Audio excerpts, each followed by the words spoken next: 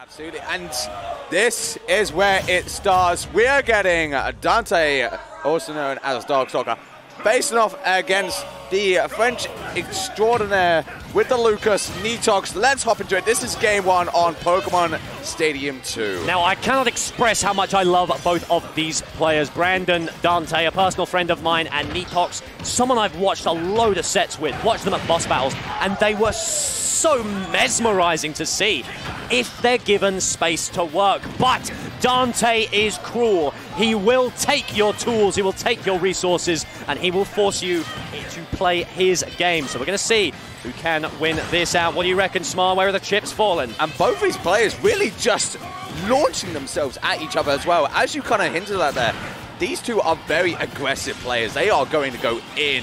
You see that go meter coming out now, where Nitox may be going to play a little bit slower, but instead actually still going to go in the aggression and just trying to eliminate the stock entirely. He says, you know what? Yeah, I could play safe and make sure I don't get caught by any of Terry's shenanigans. But actually, what if I just got rid of the threat? That is the main key right there. Now, you would think that in these scramble scenarios, there would not be a whole lot Lucas can do. They have good scramble options, but Nitox forcing them out with those Zares, with those fantastic cancels, means Darkstalker cannot put the go meter to good use. And that is a major, major stifle in the game plan of the London Terry.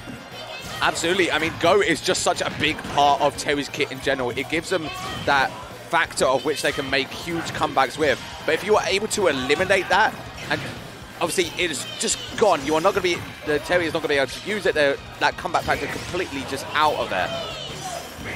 And this is deadly to watch. Every time Darkstalker gets thrown off stage, Nitox just refuses to let him back. And this is looking very convincing so far. Darkstalker really got to turn up the heat, really got to avoid losing space if he wants to continue to challenge this Wonder Child. And France looking for revenge here, as we can see. Nitox really just taking control of this match. Dante not able to do much. The jab blocks coming out. Tries to read the jumper disadvantage as well. Power dunk finally coming through. We are 24% off a go, but that go has got to run us all the way, as unfortunately Darkstalker retreating back to the stage right now. There's the spot dodge, auto turnaround. There's the dunk, and it's a start. But my goodness, Smar, what a road to travel. You have got a huge mountain to climb. The go is finally out though, but that, you know, of course, assumes that Nitox is even going to let Dante use it, which he is not going to. Hit you with a Thunder. If you go high, hey, Thunder's going to cover that too. But if you go low, he's got so much he can do. That down smash is just going to catch the rising tackle so freely. It just makes Dante think you cannot be anywhere near this stage. And let me tell you, boxing ring is not a legal counterpick. Okay, and already getting started. Both these players just throwing all at each other. But, you know, the thing is though, obviously while both being aggressive players, Nitox does have the advantage of having that projectile on hand, which he can just retreat with as well. So it means that yes, he can go on the aggression when he wants to, but if he does need to retreat back, he's got a move that allows him to do that safely. Yeah, it's very, very hard for Dante to keep disadvantage going.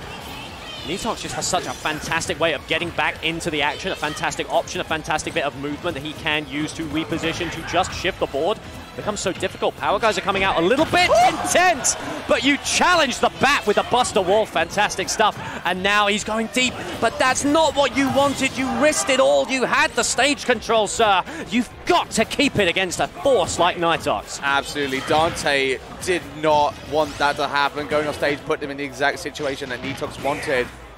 Falls out of the rising tackle, tries the dunk instead. Not quite as strong, but he didn't want to risk it. Yeah, Nitox still hanging on here, but you can see that Dante is on the hunt. The up B finally gonna do it. And the fact that Terry launches himself into the air with that, you wouldn't think that the ending lag was so little. Absolutely, yeah, this character got mad moves. Another rising tackle coming out, just doing a little bit more damage on to this Lucas. But Lucas and Nitox finally get their hands on this Terry, putting them back off stage. The freeze coming out, but actually Dante able to air dodge through it and not get frozen. Otherwise, that would have been the stock. And one of Dante's saving graces off stage is that they're able to stop their momentum with a power wave. But obviously the longer you stay off stage, the more stuff that Nitox can throw at you, so you really have to be careful with how you use them. There's the crack shoot, doesn't quite get the punish, instead tries to read an aggressive option, but it could have been his opening, could have been his window, Smart. Let's see if he's granted another chance. Okay, and Nitox again just going off there. Now we do see the difference between Ness and Lucas there. Well, Ness is normally would use that PK Thunder and it'd be able to interrupt people's recoveries. Lucas's PK Thunder actually just goes through people. Means that Dante was completely free. And yeah, as an advantage of that, able to take that stock away as well. And now Dante fully in the driver's seat here. That's true. This is a filthy situation. 166 with a whole stock to beat through one interaction, and you've got 42 on the board. Another one comes through, 69. Let me hear it there, folks. There's a falling PK freeze. Doesn't go for a spike. Instead, trying to go for the coverage. There's the spot dodge. There's the geyser. Fantastic. White. These players are going to run it back. There's the green. Let's see if we can find ourselves 5-game set. And absolutely a neutral stage between these two, so they're just going to keep going back to it with, you know, more than enough reason to do so. But Nitox getting a little something cooking here. Up tilted, F-tilt there was gorgeous, but he is able to avoid that little electro ball. And no, I'm not talking about Pikachu here. Ooh, doesn't get the clash he wants though. Trying to go low, has to force it, but there's no way to get past that down smash. Absolutely so good at the ledge. We've seen it connect into Dante so many times, and hang on. No, what a string right there. My goodness, Nitox just showing his mastery of the character right there. And now just extending his lead even more. This is looking real scary for Dante. The back throw as well. Nitox really there's just the spike, sends him up. We'll see if Dante can push it all the way. He really needs a kill now, but the air dodge is so low, that could be it. Goes for the kill. Takes himself out. And once again, just like the first game. Absolutely. The momentum between these two, it seems to be such a crucial factor. Where Nitox in that game one absolutely driver's seat the entire time. And here in this game 3, again, we're seeing the same thing. Where Nitox is just been handed the keys and is saying, okay, we're going to go for a ride. Certainly has. And trust me, Smart, I'm no architect, but I am going to make a suggestion. Because Darkstalk is so famous for just running back to PS2 every time, but Nitox's down smash coverage is so good. As he forces him down, can he get the spike once again? Not quite able to find the punish there. So carry on, forces him off. There is no spike this time round. Instead, tries to opt for a magnet cancel, sends him up, sends him out. Yeah, Dante not able to find the stock just yet. Needs to get a few more hits in. The PK freeze actually being sent upwards is very good, safe option. 3% away. The Zare will do it. Go online. 2 stocks to burn through. There's the burning knuckle. Come and get the instant jab. There's the spot. There's the geyser. And now we are cooking. Let's see what's on the board. On Nutmos. This is what we're talking about. That Go has such an insane comeback factor. This is absolutely even right back up. And just like that, so close DI to taking slightly the out. game. Gets the turnaround. There's no Buster Wolf there. Can he judge it? Looks like he can't quite get it. There's the crack shoot. There's the nair. Up smash. Just a risky option. That's got a sting. I like the fact that you have a nice long stage so you can run away. He's got to put more effort in to throw you off. But the geometry of those sides means that you've got a big square jagged edge that Lucas can just down smash on. Whereas if you went somewhere, I don't know, maybe even like small battlefield, or even Final Destination, obviously not a good idea, where you could just slam yourself into that rising slant, it's going to keep you a lot safer. The magnet hands are powerful. You've got to use them, Darkstalker. But alas, we're going to see if he even really needs them. Force back onto the stage. Jab going to come through. Not going to be beaten out by that little Lucas fella. He just looks to close the distance, looks to find his way in, find a string. Instead, going to be answered by a nair. Bit of a clash as well. Darkstalker looking pretty healthy here, but if those percentages were reversed, I'd actually be feeling a lot better about it. Absolutely. This is looking a little bit scary for Nitox here. He is definitely within the range of if he is to get jabbed, that will certainly lead into a kill from the power dunk or even the rising tackle. And you know that Dante's looking for it. There it is, just as you say it, like a prophet. The rising tackle does come out, and that stock is eliminated. Dante hanging on to a lead here, and Terry, absolutely a character that can build on leads, especially when you've got a handy flashing Go in the corner. Amen to that. PK freeze coming down, not quite that far. Crack shoot to close the distance, but the tout comes in as well. He can't recover low, remember, so he's forced to go high and eat the punish. little bit of a dodge coming in there. That was some fantastic stuff. Sends him up. Can we get him all the way out? The magnet hand to try and read a little bit of a power wave cancel as well. Keep it coming as well. Sends him up, sends him out. There's the rising tackle. Fully raw, no conversion required. Absolutely, and now Dante, again, we talk so much about Nitox being in driver's seat, but Dante has forcefully taken the keys away from him. He goes down a stock to that up B, but he's still got two handy. And that up B is so dramatic. Like, it just keeps you in that animation for so long, really just to let you know that in a matter of seconds you are about to die. Yeah. Looks like Nitox has to make a real comeback right now. His way out, sends him into the middle of the platform, grab gonna miss. Looks like Darkstalker just hitting a couple of buttons. Hopefully one of them works for you, buddy. As a bit of a barrage. Nitox knows he has to play safe. He has to chip damage. There's no Aegon on the menu for you. Slightly delayed burning knuckle. I really like that. Just trying to answer out a fair or even a Zare if it comes out there smart.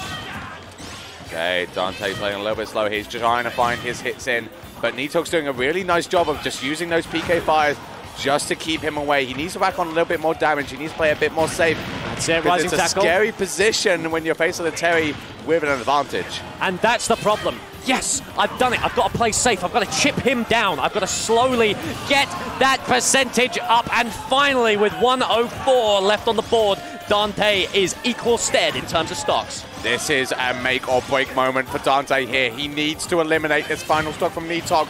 But Nitox has been playing so well, so meticulously, so carefully. Sits there, but finally a back air gunner cement.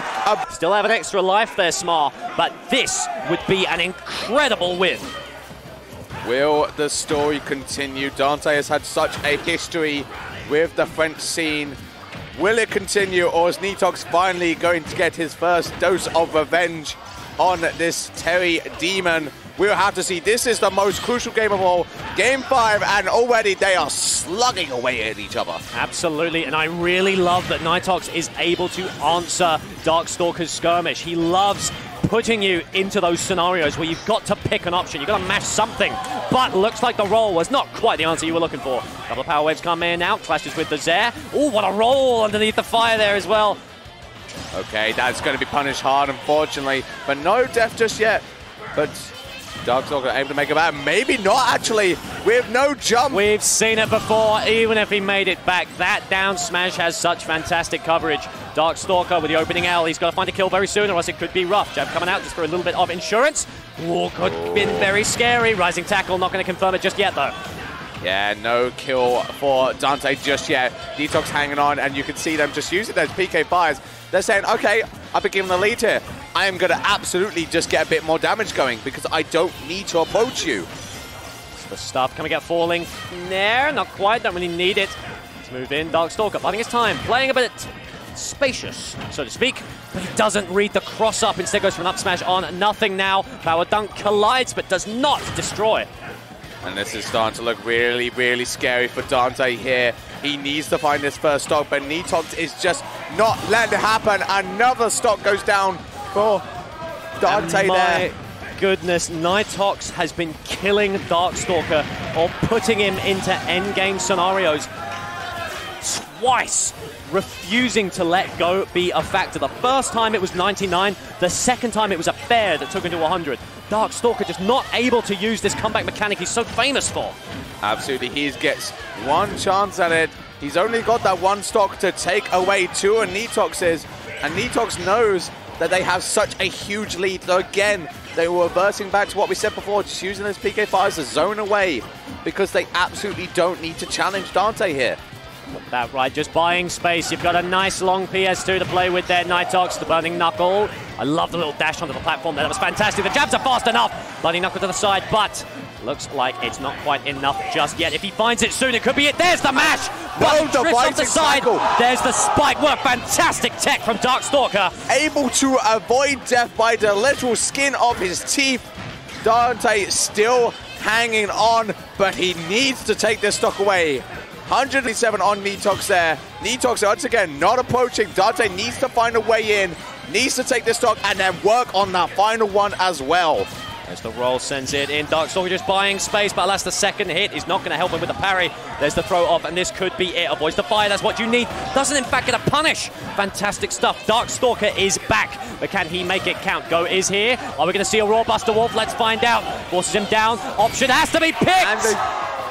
And unfortunately, yeah, even with the mash coming out from Dante, not able to escape death there. Nitox finally gets